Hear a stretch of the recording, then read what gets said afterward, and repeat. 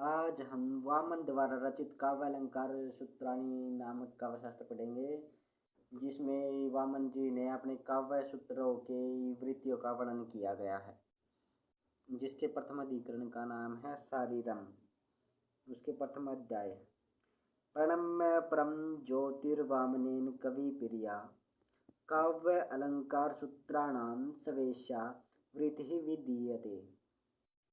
परम ज्योति ही प्रणम्य, परम ज्योति स्वरूप जो परमात्मा है उसको प्रणाम करके कवि प्रिया वामनेन, कवियों के प्रिय वामन के द्वारा काव्य अलंकार सूत्राणाम, जो काव्य अलंकार सूत्र है लिखे गए हैं उनकी सवेशा अपनी इसमें इस शास्त्र में वृत्तियों का वर्णन किया जाएगा।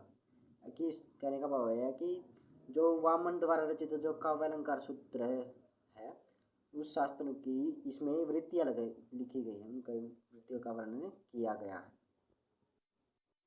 तो पहला सूत्र है काव्यम ग्राह्यम अलंकारात्, कि जो काव्य है वो अलंकारों के कारण ग्राह्य होता है। तो इसकी वृत्ति काव्यम खलु ग्राह्यम उपादेयम भवति, जो काव्य है वो अलंकारों के कारण ही ग्राह्य होता है। अलंकारों के कारण काव्य ग्राह्य होता है। काव्य शब्दोयम, जो काव्य शब्द है गुणा अलंकार संस्कृतयो शब्दार्थयोः वर्तते। यह काव्य शब्द गुण अलंकारों से युक्त होने पर शब्द और अर्थ का बोध कराता है। भक्त्या तु अर्थमात्र वचनों अत्र गृह्यते है। एक गौण रूप से जो यहाँ पर शब्द और अर्थ का मात्र केवल वचन या शब्द का ही ग्रहण करता है। प्रथम वृत्ति थी ये।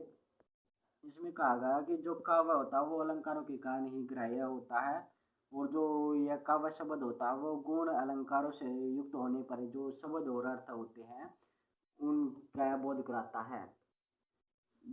वैसे तो ये जो शब्द और अर्थ होते हैं वे गौण रूप में होते हैं, लेकिन वे केवल शब्द मात्र का ही ग्रहण करते हैं। तो असौ अलंकार इत्यत आ है, यह अलंकार क्या है, इति अत आ है। इस प्रकार यहाँ कहा गया कि अलंकार क्या होता है। सौंदर्यम अलंकार है, जो सौंदर्य है या सौंदर्यता है वही अलंकार होता है।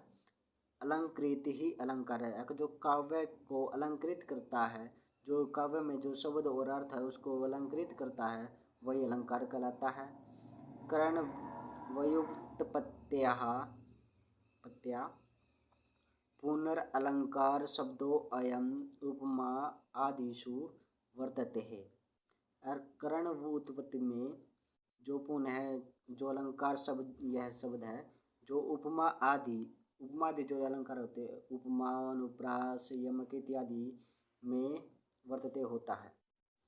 जो काव्य की सौंदर्य को बढ़ाता है वही अलंकार कहलाते हैं, और अलंकारों के कारण ही जो काव्य होता है वो ग्राह्य होता है। सदोष गुण अलंकार हानाद आनाभ्याम, एक वह जो अलंकार है जो सौंदर्य रूप अलंकार है वह दोषों के त्याग से और गुणों के ग्रहण से ही अच्छे काव्य की निर्माण होता है, या जो कार्य काव्य है वो ग्राह्य होता है। सह खलु अलंकारो दोष आहनाद गुण अलंकारात् आनात् च संपाद्य कवि, एक वह सौंदर्य स्वरूप अलंकार दोषों के त्याग से और गुणों को ग्रहण करके ही कवियों को संपादित करना चाहिए। कवियों के द्वारा दोषों को त्याग कर और गुणों को संग्रहित करके ही एक अच्छे काव्य में उनका निर्माण उनको रखना चाहिए।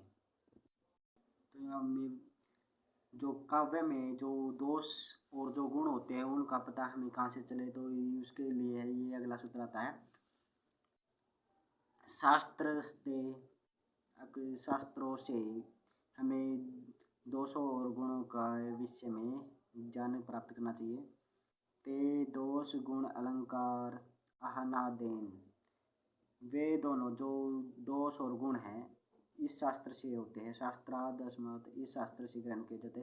जो काव्य प्रकाश हो गए, वामन द्वारा रचित काव्य प्रकाश, विश्वनाथ द्वारा रचित साहित्य दर्पण और आनंदवर्धन के द्वारा रचित ध्यानावलोकन इत्यादि शास्त्रों से हमें दोष और गुणों के विषय में ज्ञान प्राप्त करना चाहिए।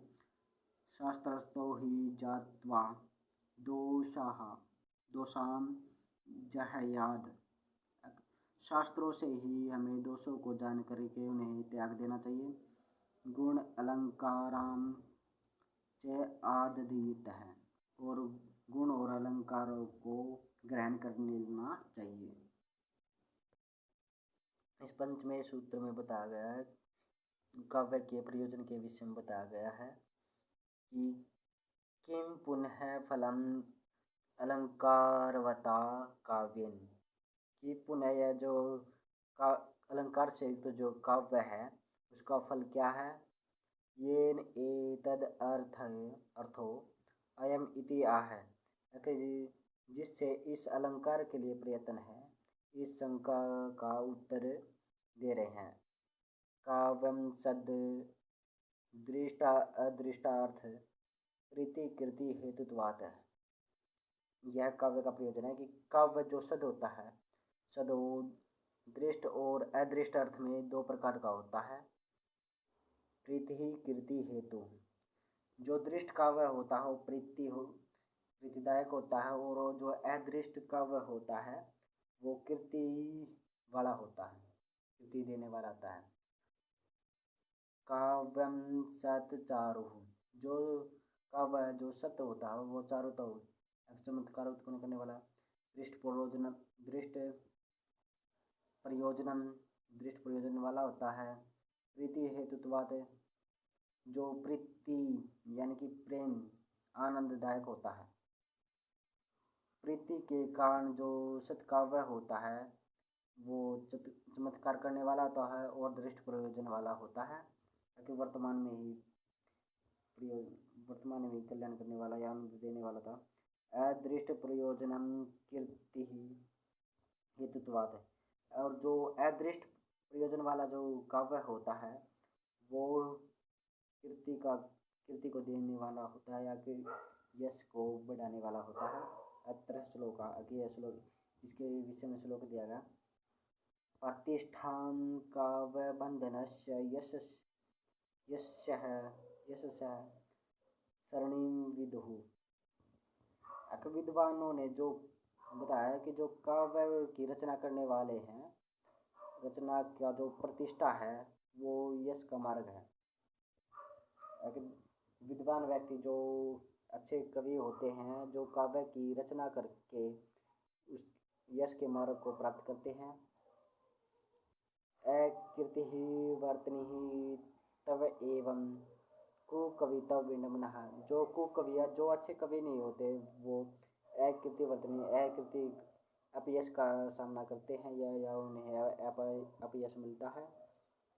कीर्ति ही स्वर्ग फलाम आहुरा संसारम विवक्षते, और विद्वानों का मानना है कि जो अच्छे काव्य की जो कीर्ति होती है, जो यश होता है वो मोक्ष को प्राप्त कराता है, और जो सृष्टि की स्थिति तक भी यह आनंद दिलाने वाला होता है।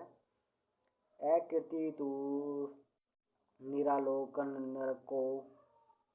नरको देश दूती काम है, और जो ये अपयश होता है वो नरक में ले जाने वाली दूती होती है। तस्मात्, इसलिए कीर्तिम उपादातुम अकीर्तिम च निबर्हितुम, इसलिए कीर्ति को ग्रहण करना चाहिए, अकीर्ति को त्यागने के लिए। काव्य अलंकार सूत्रार्थम, काव्य अलंकार सूत्रों को प्रसिद्ध है कवि पुंग प्रसिद्ध प्रख्यात कवियों के लिए काव्य अलंकार सूत्रों के विषय में बताया गया है।